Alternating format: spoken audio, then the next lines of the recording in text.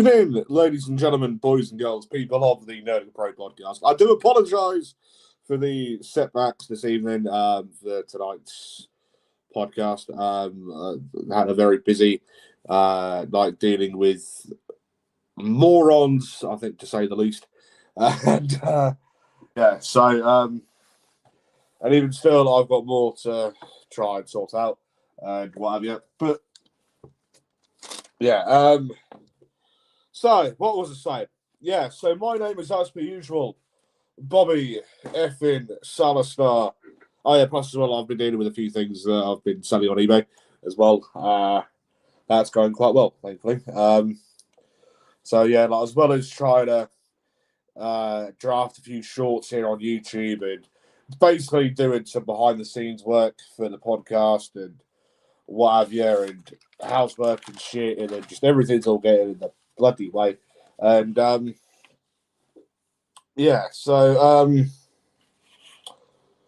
am I looking for? Right, so as I'm sure you can see by the header that is going around at the bottom of the screen, Nerdic Pro Weekly starting from this coming Tuesday is going to be returning finally to a designated spot every single week. That is every single Tuesday at 7:30 p.m. So yeah, there will be an episode of the Nerdic Pro Weekly every single Tuesday evening at 7:30 p.m. Whether that be some wrestling news content that's been happening the past sort of couple of weeks, and so also before I forget, Happy New Year to everyone as well, as this is indeed the first episode of the Nerdic Pro since the dawn of the new year. So yeah, happy 2026, you bunch of arseholes. So also, if you like what you see so far, I'm saying so far, we're already like 3 minutes into it, and like 60 seconds of that was the countdown intro. If you end up liking what you see here on the Nerdic Pro podcast, please don't forget to hit that subscribe button, hit that notification bell, and like the podcast as well, as it massively helps us out. So, I do know that Richie has a few bits and pieces coming up on the podcast as well. He's been working quite tirelessly in the past couple of weeks behind the scenes with his musical contacts and what have you. Throughout the local music metal scene. So from like the Kings Lynn, Norwich, Peterborough sort of areas. Down here in East Anglia. So I'm here today to speak about a few bits and pieces that's currently happening in the wrestling world. Ian, I did see your message, mate, but sorry, I literally couldn't get on it. Before I come live. Happy New Year. Obviously, Ian Williams, Nerdic Pro Podcast, stablemate, the great legend that is from Dublin in Ireland. Got a handful of iron in the fire. Richie, what are you doing putting iron in the fire? What have you got iron? What? Don't tell me you've got Iron Maiden coming on, considering the bloody Aussie died last year, had he? Was it Iron Maiden he was in? It was Iron Maiden, wasn't it? Aussie. Or, yeah. I got a fucking clue. But, yeah. So, if either of you two want to jump on, then I did put the link to the StreamYard into the group chat. Or was it yesterday? Earlier? Whatever it was. Like, I know that I should have been on here at 7:30, but again, I've been dealing with shit all day. And I only now get the chance to actually come on. Anyways, what was I saying? Firstly, Ozzy was in Black. That was it. Black Sabbath, not Iron Maiden. I knew I was wrong. So a few wrestling news stories for you lot.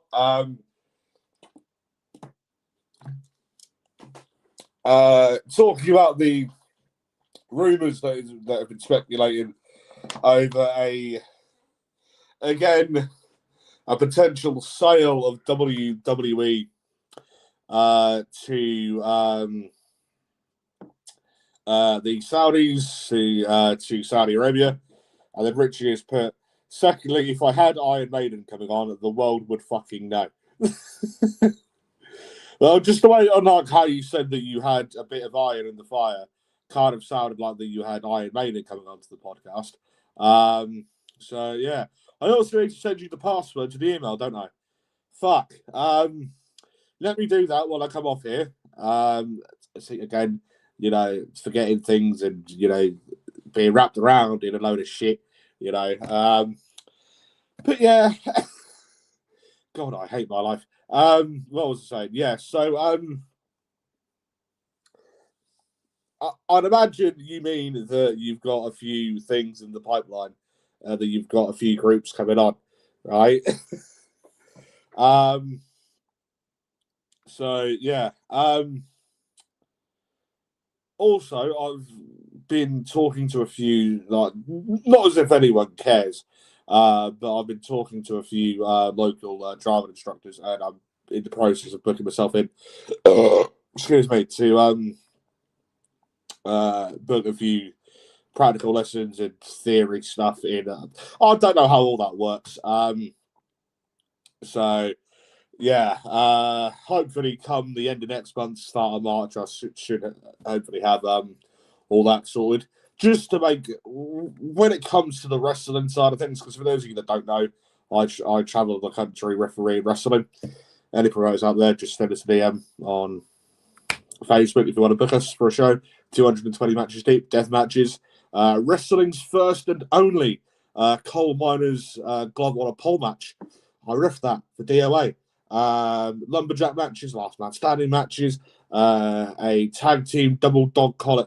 It was known as a tag team double dog collar death match. Yeah, I did that with Benny Madison, who's previously been on the podcast as well. He took the Bulk and Lou Nixon, and I took Big Dave. No, I took Dave and Lou, whereas Billy took Mike and Brett. There we are. Right. First CXW over 18's death match thing just over a year ago. So yeah. Based in Norfolk, if anyone cares, and if anyone wants to book me, then yeah. Cheers. Richie says I have several things in the works. Yes. See, Richie's a diamond, isn't he? He can be an absolute pain in the arse, as you know. He's an Ipswich fan. No, sorry, Ipswich. I do apologise. But he has got his, I don't know. Do you call them uses? I don't know. Oh, bloody hell. But yeah, he's a good egg, he's Richie, isn't he? So yeah. Literally just going back to like the whole driving thing, I'm literally only wanted to do that. Obviously, as well as getting a car and like what I'm speaking to a few people and eyeing a few bits and pieces up. And whatever to start driving and shit, just to make the whole traveling side of things to and from shows a hell of a lot easier and a hell of a lot cheaper as well. Because it won't just be for like the wrestling thing, it could be for work, it could be for life in general. So I can sort of tie it in, like with all that. Hey Bobby, so who's this? Ian again. Hello. Hey Bobby, any crazy wrestling predictions for this year? I've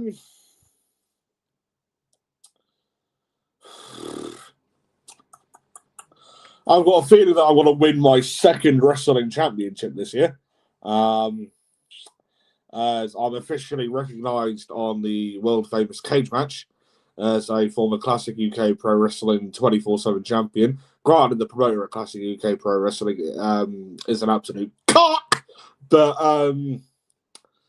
yeah, a company based up in Leeds. So yeah. Again, I don't care if I'm publicising that, When I say no more Mr. Nice Guy, I mean go fuck yourself. So yeah. I don't know. I've got a feeling John Cena could potentially be back at the Rumble. You know, make one more appearance. I mean, he's got to come. Like his match at Saturday night's main event last month isn't going to be his final wrestling match ever. Like you wouldn't have thought. Do you know what I mean? He's probably going to do something like The Rock, where he's going to be out for multiple years and then come back and have like a cameo sort of thing. Probably at a show in, I don't know, Boston, Massachusetts or something. And then someone's got to interrupt him. They're going to end up getting into a feud and then have a match at Mania or an upcoming pay-per-view or something stupid. Do you know what I mean? Other crazily wrestling predictions. I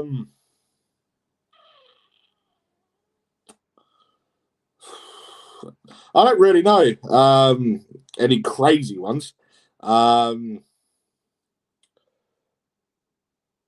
But yeah,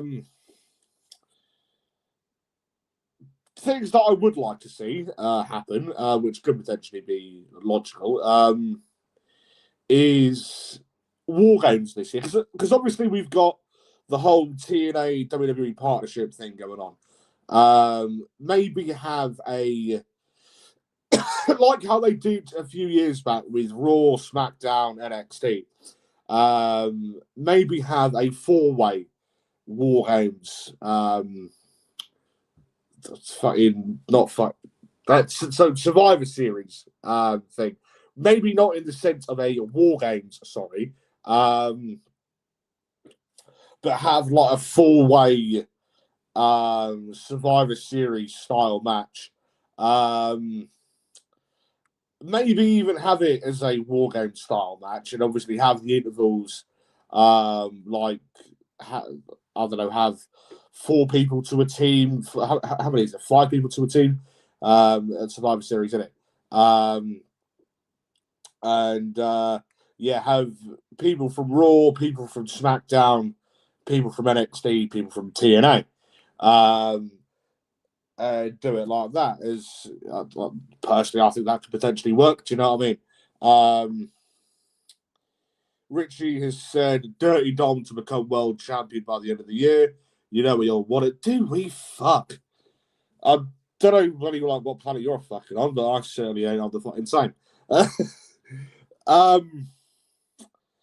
No. Don't get me wrong. Do not get me wrong. I think I definitely do much prefer Dominic as a heel as what I did when he was still babyface and when he was still doing the whole father and son tag team duo gimmick with Ray a few years back now. As coincidentally, and I've said this on multiple occasions, I was there in Cardiff at Clash of the Castle at the Principality Stadium when Dominic Mysterio kicked his dad in the bollocks. After that tag match with Ray and Edge, the pop that fucking Edge got when he came out to the ring, fuck me, you've never had anything like it, all right? Versus the then Judgment Day of Damian Priest and Finn Balor.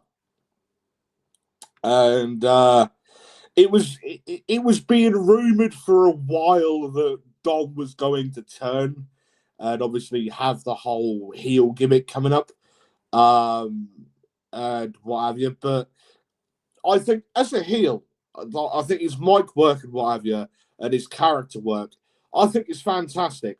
I still don't think he's a fantastic wrestler. Granted, you know, I'm not a wrestler. Obviously, I'm only a ref. You know, 220 matches deep, but there we are. But I much prefer him as the character rather than the wrestler, if you know what I mean. As I think that he can tell a better story on the mic than what he can do in the ring, if you know what I mean.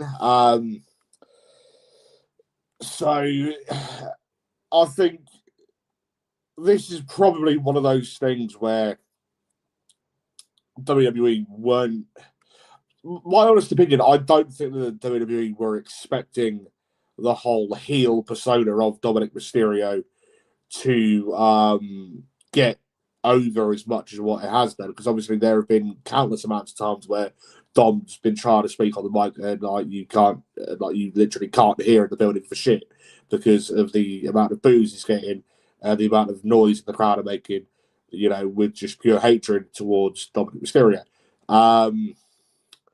And yeah, like I've said before, I think he has improved a lot as being a heel. I don't exactly want to say that Ray was holding him back, because obviously Ray has a very unique niche like a very unique way of wrestling, hasn't he? And I think sort of being behind Ray, he was only learning so much, whereas I think now he's been involved with the Judgment Day and, had his own run and what have you, like with them and shit. I think he's been able to explore more avenues and been able to sort of branch out a lot more in his wrestling capabilities. Do you know what I mean? Because obviously, like we've seen it before, in wrestling father-son duos, like they try to wrestle similarly to their parents, don't they? But obviously there is that size difference between Dom and Ray. So I think that, there would be those sorts of boundaries. So Dom probably wouldn't be as high flying, agile, and all that sort of stuff. Do you know what I mean? As what Ray is. Do you know what I mean? So yeah. We've also got Ian saying LA Knight to finally win the big one at Mania. I was having this conversation.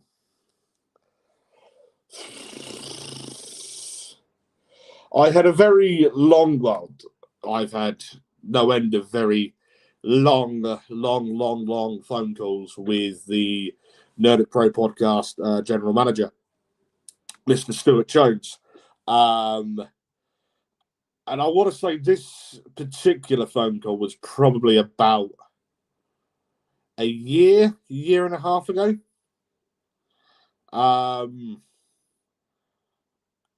I think if they wanted, like I said to Stuart, that we were speaking about LA Knight, probably even before that. You're probably talking more like 2 years ago when I said this to Stuart. Obviously, they were trying for a while. WWE were trying to build LA Knight up as this mega star. Well, obviously, that was his character, what it is, being the mega star, and what have you. But I think that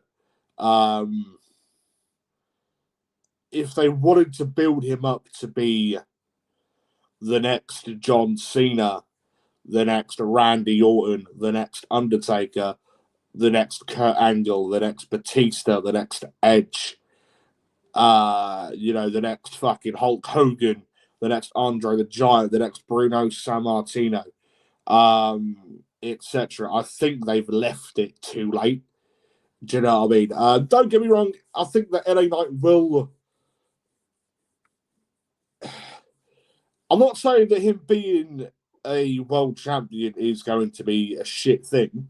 As I think going back to his days in TNA, when he was the TNA Impact Global Force Global International Heavyweight Intercontinental Euro fucking Heavyweight Champion shit after Alberto Del Dickhead got fucked off from TNA.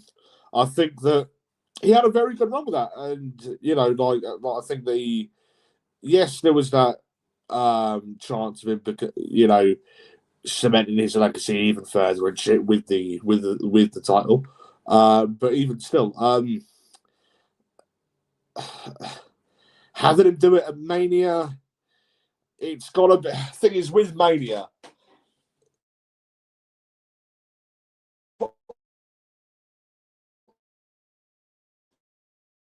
obviously, with in terms of wrestling and the, don't know what the fuck happened there.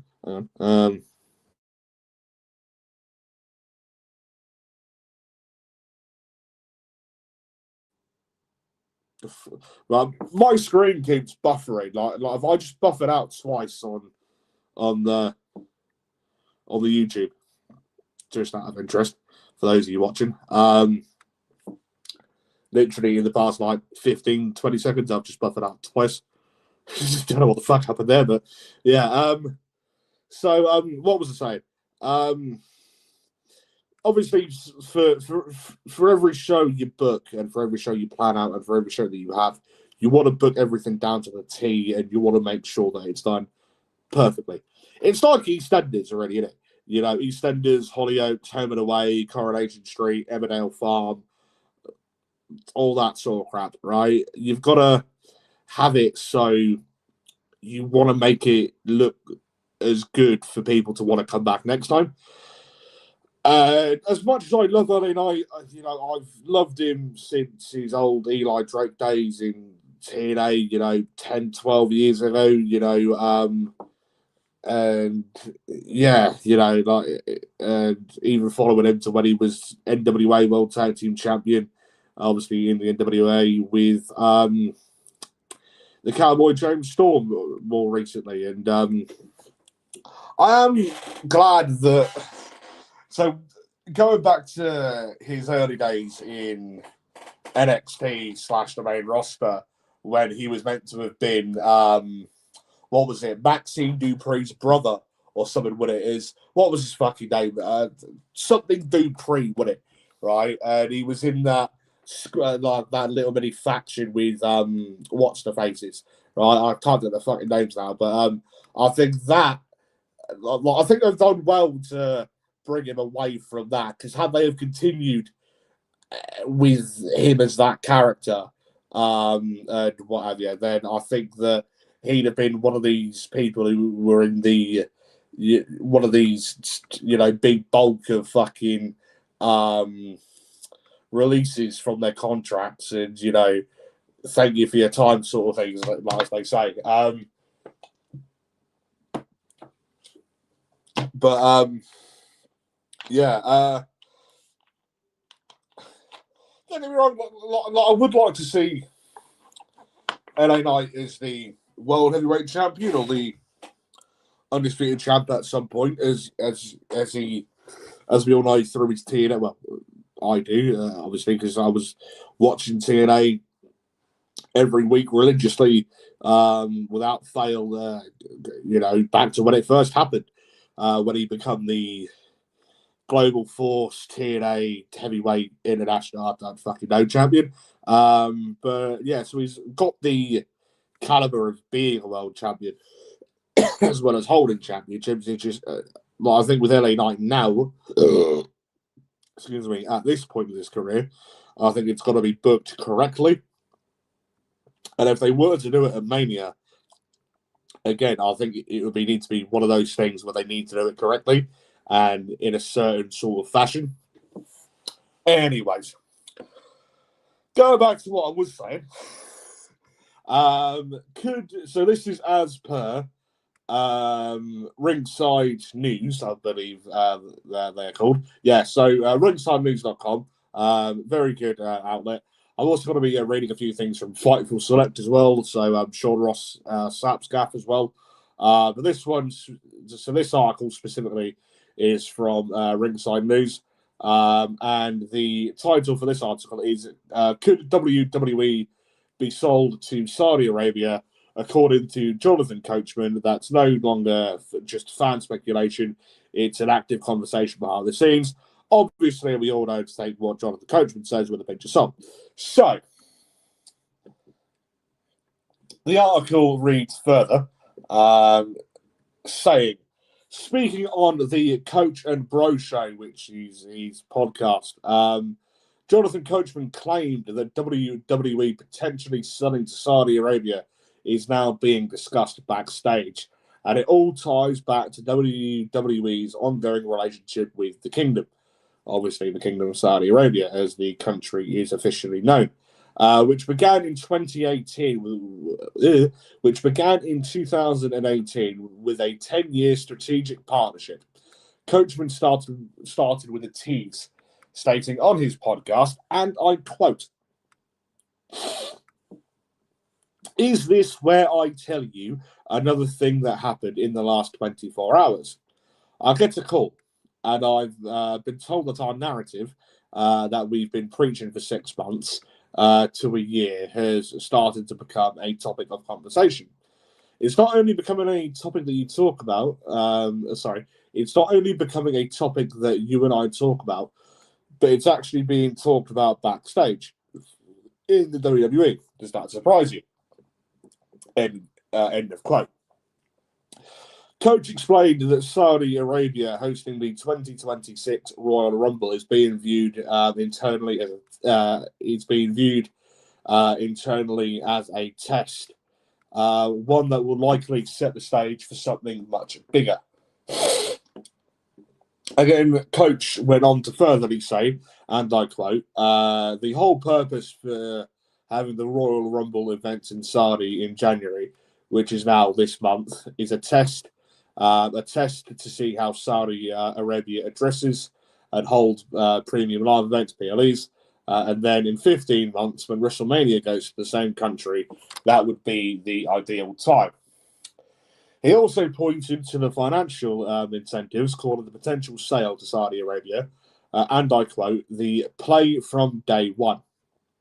He referenced the massive earnings performers make in the kingdom, and that the country's recent multi-billion-dollar media acquisitions.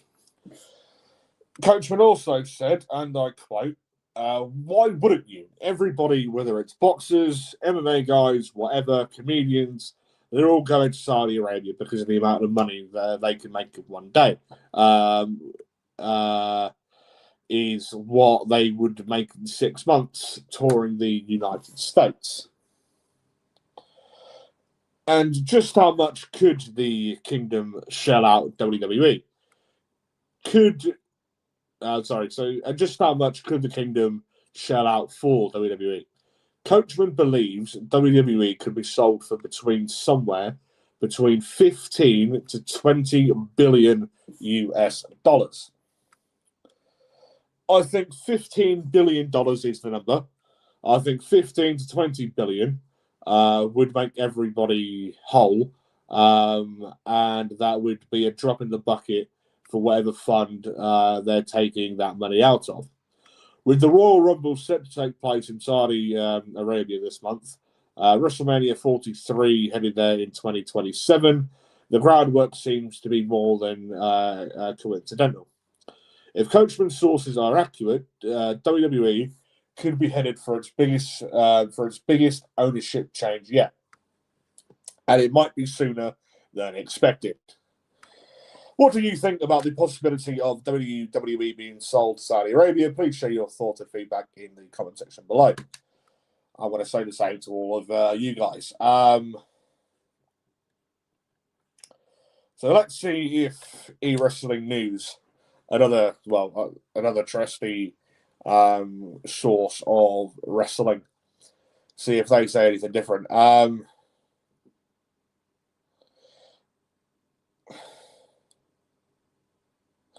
Yeah, so it's basically just saying the exact same thing about Jonathan Coachman and what he said about it. I mean, yes, I agree to the point of with the amount they're going there, but obviously it's the case of TKO, Endeavor, shareholders, etc. The amount that WWE are going there, since the whole UFC WWE merger to form TKO, obviously the whole acquisition of them by Endeavor, I don't think they're going to want to sell WWE this quickly, considering that this all happened back in, 2023? 2022? When the fuck was it? 2020? Was it 2023? WWE sale to Endeavor. There we are. So WWE was sold to Endeavor Group Holdings in April 2023. for approximately $9.3 billion.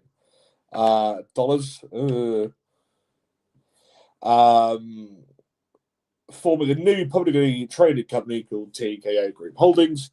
This merger combined WWE with the UFC, creating a sports entertainment powerhouse valued at $21 billion. The sale marked the end of WWE's family-controlled ownership, with Vince McMahon returning to the board as executive chairman. The transaction has sparked discussions about potential future ownership changes, including a possible Saudi Arabia acquisition.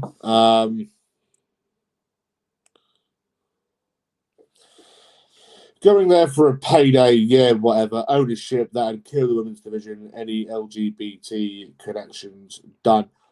I fully agree. I mean, because obviously that region of the world, there's, very little human rights for women, for obviously those who are obviously a part of the LGBT community. So obviously there are many women who work for WWE. There are many, gays, bisexuals, lesbians, transgenders, etc., who are involved in wrestling, whether it be in WWE or wrestling as a whole. This is coming from somebody who works on the British Indies on a very regular basis. I regularly work with people who are a part of the LGBT community, and it's the case of, if WWE were to sell it, what would be the whole circumstances surrounding that? Do you know what I mean? It's be self unaliving for WWE. Quite literally.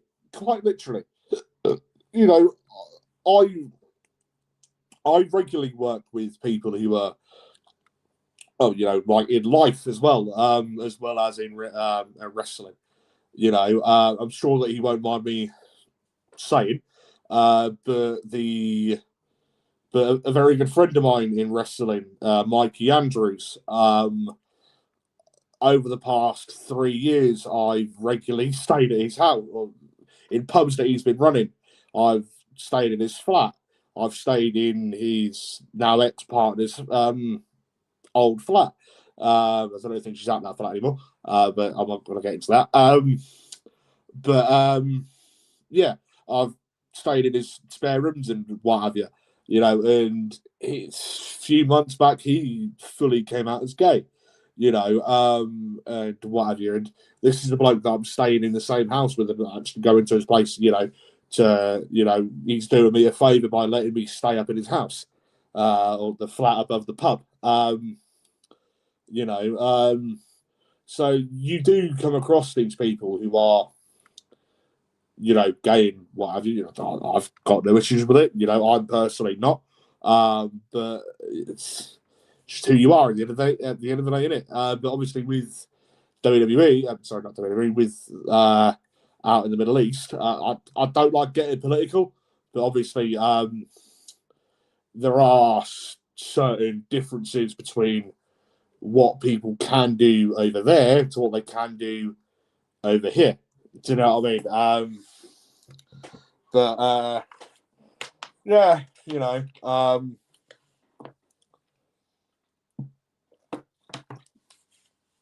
so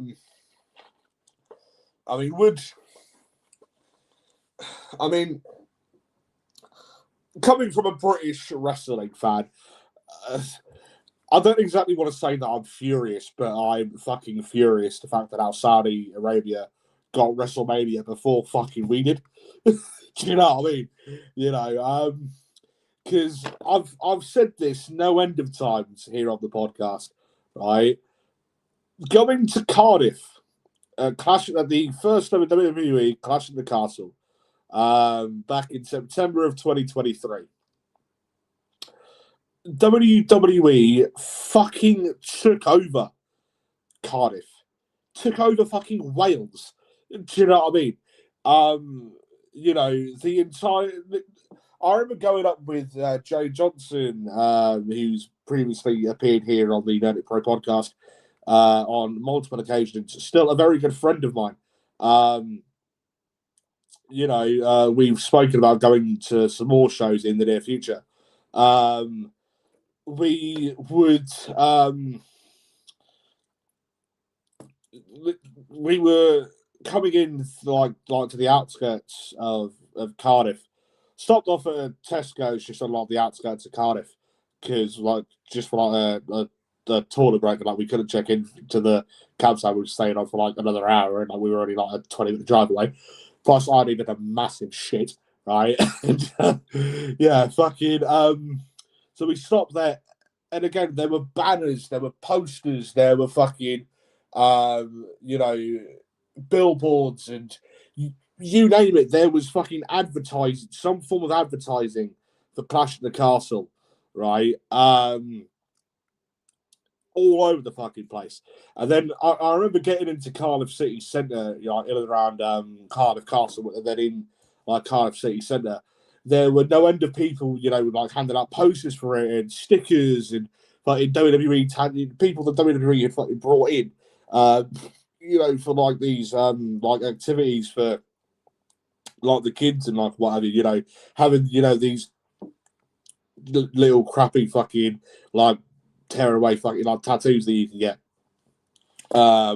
you know, of like different wrestlers and what have you. Like they had a big thing just outside of the main gates of Cardiff Castle where there was Rey Mysterio and Sheamus giving out free photos to fans, and in one of the big shopping centres in Cardiff, in St David's in Cardiff, there was a like a WWE shop place, and they literally had to like hire out the adjacent like 2 or 3 shops next door, so they could literally put the queue in these next 2 shops, and why just because of like how big the fucking queue was going into this fucking like WWE shop. And then you had, I think, Rick Boogs, and was it Rick Boogs?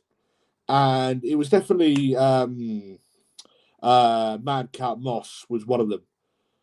Rick Boogs might have been the other one, doing like the same thing in this fucking place in this shopping centre in Cardiff. You know, fucking Tyson Fury was there for fuck's sake in fucking Clash of the Castle, but literally WWE was fucking everywhere. And again, there were over 62,000 people there as well. We went up the day before, and even then, there was still fucking no end of things going on that WWE were putting on. Well, they had a big thing going on at the Cardiff Castle and what have you as well. Like a few bits and pieces there. And yeah, it just fucking took over. And, you know, like people travelled from all over fucking Europe and what have you to find specifically come to like go to Clash at the Castle in Cardiff. Granted, Cardiff City Council paid for WWE to come over it and paid for the Principality, but you look at the tourism that brought in to Cardiff, and what have you, and brought into the surrounding areas as well. You know, hotels, car parks, pubs, fucking restaurants, bars. Do you know what I mean? You know, like the money that brought in was fucking huge. Do you know what I mean? And me and the guys like your wife staying in Cardiff with, like we all went camping up there. Really fucking good price as well. I think for 2 nights, 2 pitches for the 4 of us. I think for the 2 nights cost us like 85 quid. I think it was.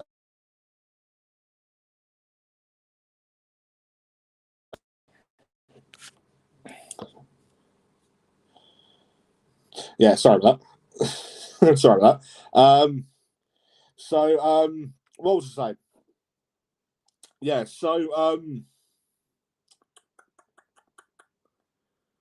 So I think each it cost us £11.25 per person per night.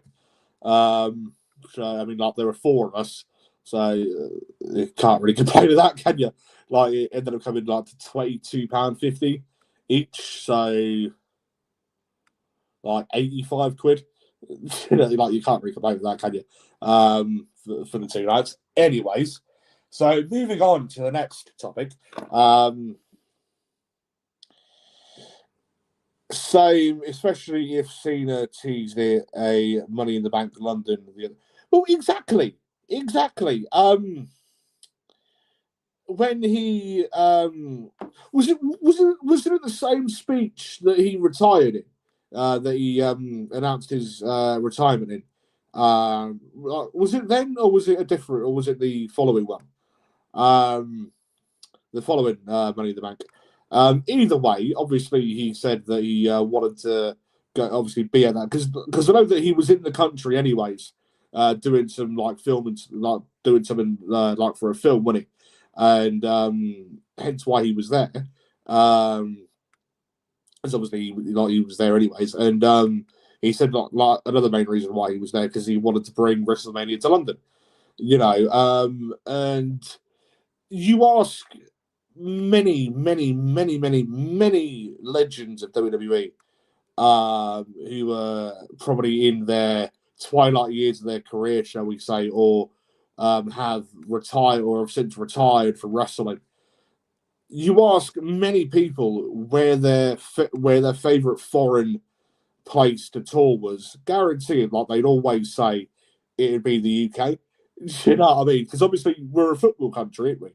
And it's like a lot of Europe, is footballing countries. But like I think that chart-wise, like there are more songs like for charts than what there are chants over here. Do you know what I mean? And it was 2024 Money in the Bank. There we are. Yeah, that he said about that, the retirement. And yeah, but it's fucking.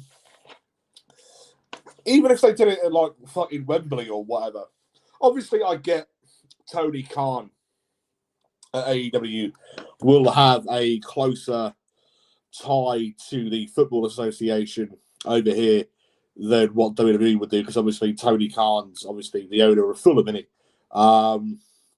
Which is why I don't get why why AEW couldn't just do their shows at Craven's Cottage. Well, there we go. Because obviously he wouldn't have to spend out for the hire of the O2 or for fucking Wembley or whatever, would he?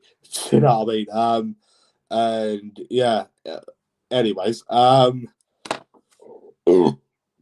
excuse me. But yeah, what was I going to say? But yeah, like there was a thing a few months back, weren't there, of Nick Khan. Wasn't it Nick Khan, Triple H, and Sadiq Khan, the mayor of London? Fucking tosser. Fucking all posing together, and Sadiq Khan receiving a fucking belt or something. Because I know that they did have a meeting about fucking potentially bringing WWE to London at some point. Rather like somewhere else rather than rather than the O2. But yeah, we shall have to see. Do you know what I mean? Wembley would be fucking brilliant to have a fucking WrestleMania at. Do you know what I mean? And yeah, so anyways, so let's get on a bit about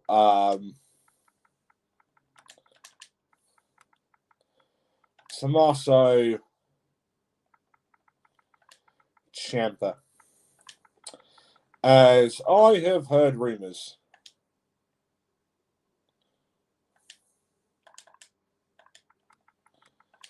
that he could potentially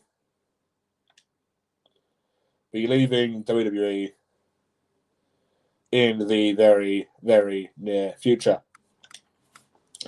So this is as per Sports Illustrated by Rick Uckin. I do apologise if I pronounced his surname incorrectly. I've read multiple articles that this Rick has put out, but I do apologise if I pronounced his surname incorrectly. Anyway, so by Rick Uckin, if that's how you pronounce his surname, on the Sports Illustrated, titled, no, I don't want fucking notifications on Sports Illustrated on my fucking Xbox, do I?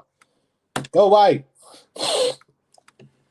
So, titled, WWE Smackdown superstar reportedly set to depart company.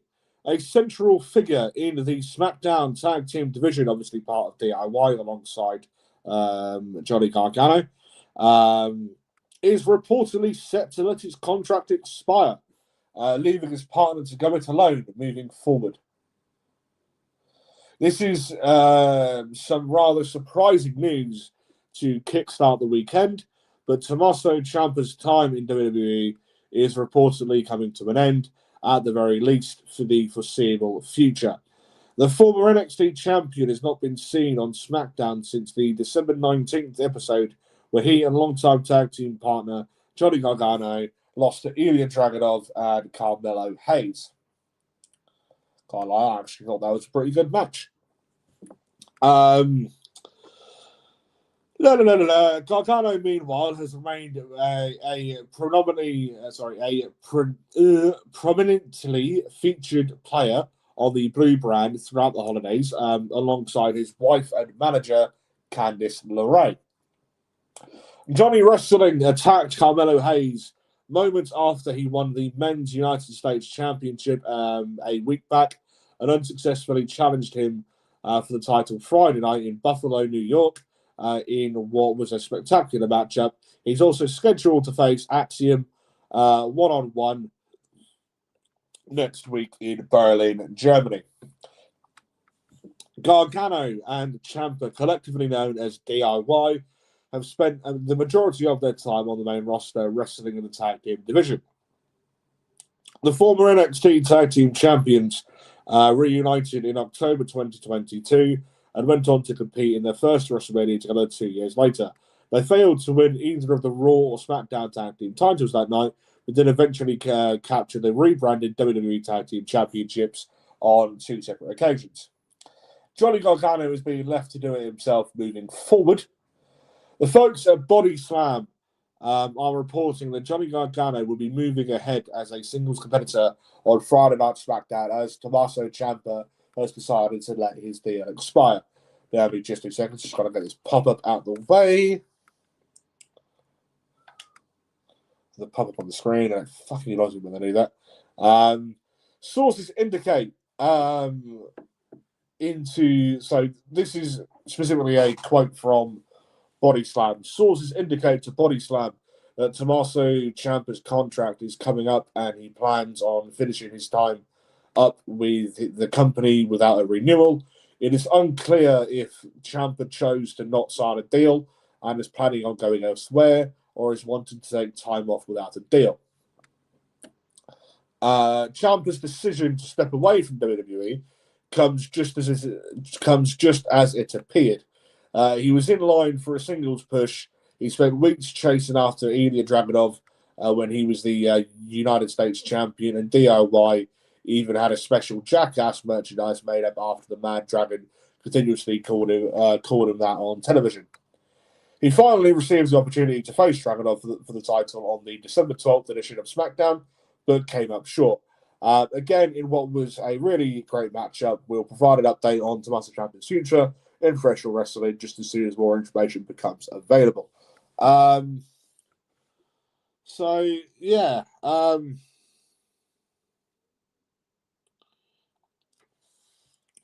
Ciampa's neck surgery back in 2019 gave him borrowed time should Gargano retire him. That's obviously if he retires, though. You know, this is literally just speculating that he's just finishing up his time with WWE. Like, there's nothing to say that he's retiring. There's just speculation to say that he's potentially going to be letting his current contract with WWE expire, and then probably explore different avenues in wrestling as and when his contract expires. I've got no idea when his contract is actually set to expire, as never actually mentioned that in this thing. But yeah, speaking of Berlin, what was with SmackDown advertising it as 8 p.m. Eastern / 7 p.m. Central for European chat? Must have been a typo, right? I don't know, as I've not actually seen the advertisement for times and what have you for that. But yeah, so that is obviously very strange. If I say strange or whatever. So yeah, let's see if there's anything on Fightful that takes the eye.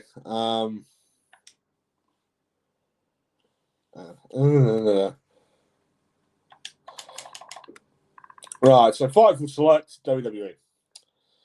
As I do like reading a few Fightful articles, as I'm a frequent listener to the Fightful podcast as well. Go check out Fightful as well, everybody.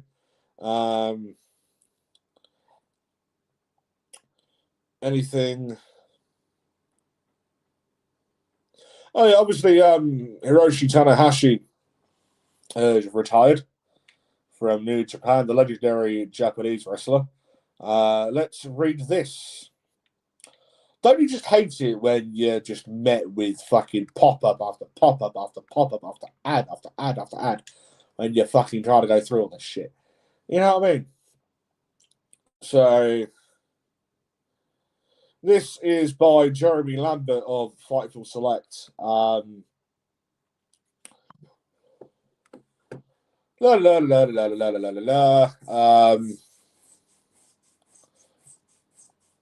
Hiroshi Tanahashi wrapped up his legendary career at New Japan Pro Wrestling Kingdom 20, facing Kazuchika Okada in his final match. I am going to be watching Wrestle Kingdom within the next couple of days, and then I'll try and do a bit of a review on that as well.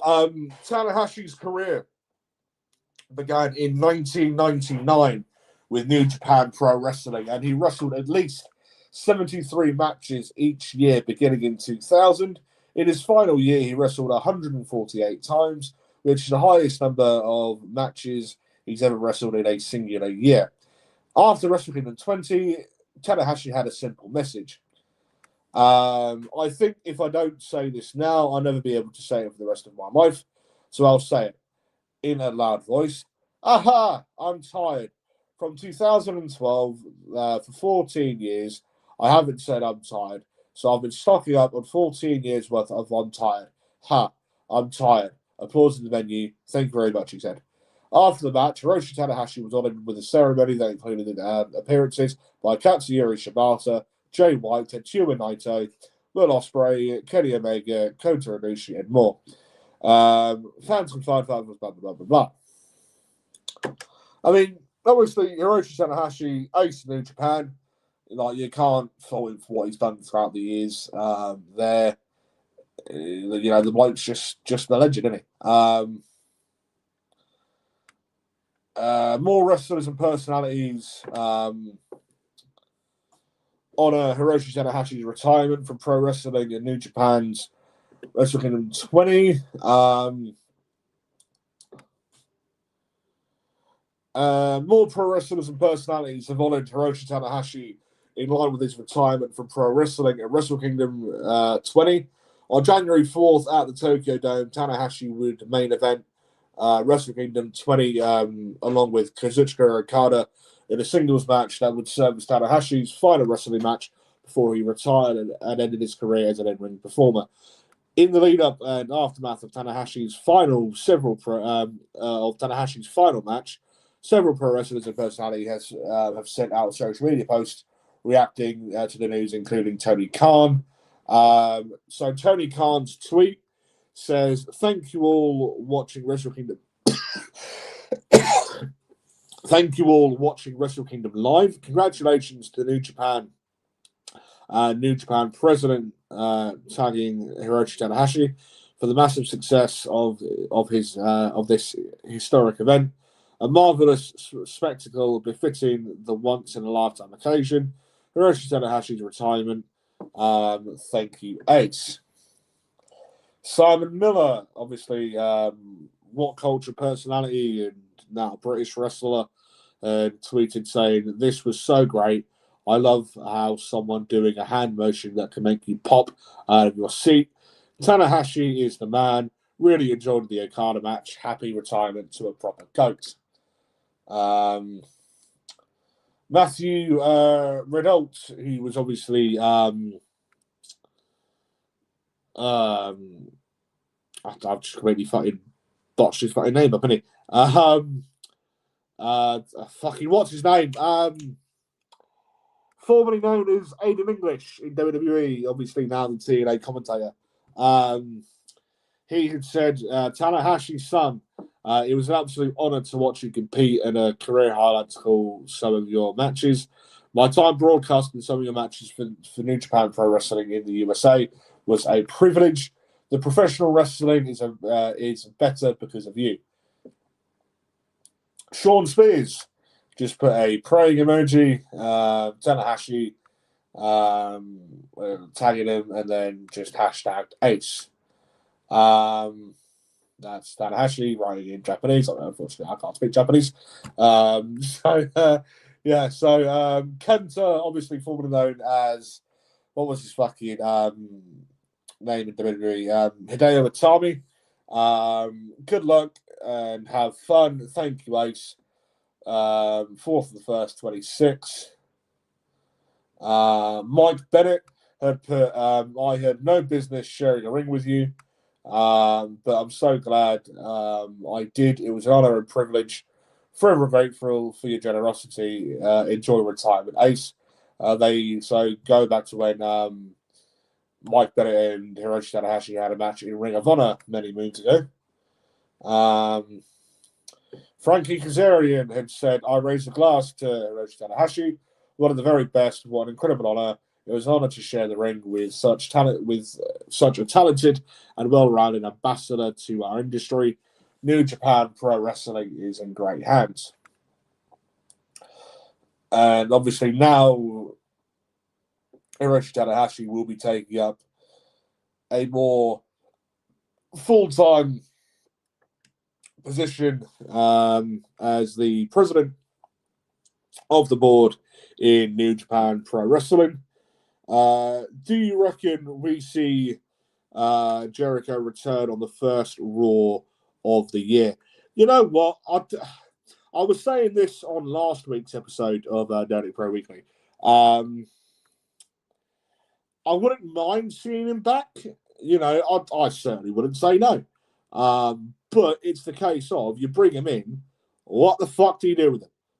You know what I mean? You know, again, like, it's all well and good bringing people back and bringing people in, but I think with Jericho, I think you need to put him in to something to maybe have him booked into helping one of the newer generation. You know, maybe like Carmelo Hayes or, you know, just someone.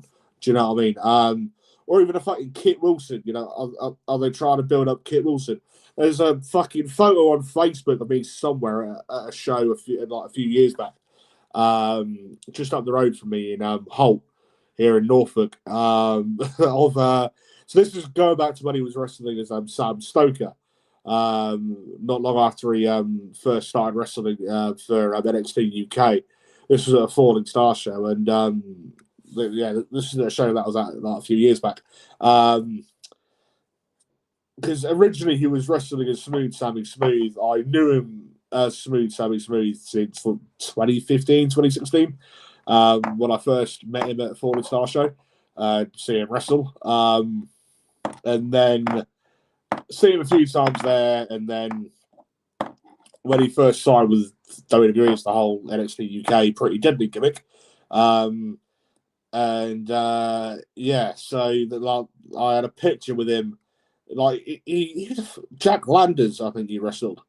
Going back to when Jack was still Jack Hammer. And I remember speaking to Sam and Danny Duggan after the show. And it was either Sam or Danny Duggan who had said, like we were speaking about Jack, and Jack was only like 15 at the time. And at that point, and I'm sure that Richie would be able to agree, at that point, in like 2019, mid 2019, Jack was fucking fantastic.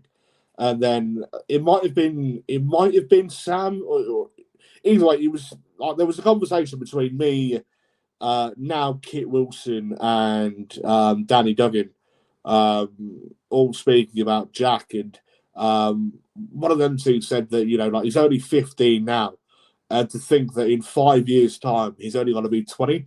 So he's only going to improve. He's only going to improve. He's only going to improve and improve. He's fucking done. This is being Jack Landers, and so